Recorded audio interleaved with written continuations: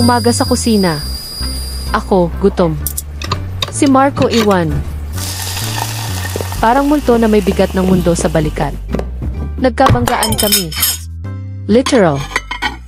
Shoulder to chest. Ay, sorry, hindi kita narita. Sorry daw siya, pero parang gusto niyang mag-teleport paalis. Di niya raw ako nakita. Kung titingin lang siya sa mata ko, baka may fireworks pa. Tinanong ko siya, may tinitingnan ka ba sa hallway gabi-gabi? Tahimik siya. Tapos binalik yung tanong. Bakit? Ikaw? Sinong pinapanood mo? Hala! Nagsimula lang sa tanong, natameme ako. Sino kayang nagpadala ng bulaklak? Si Jules, biglang may baukwet. Hindi niya alam kung kanino. Sabi niya baka ex niya. Akala ko bitter siya dun. Pero ito ang catch. Habang kaming lahat distracted, si Tita Bebang may nadiskubre. May tinanggal siyang maliit na Mickey sa ilalim ng hallway table.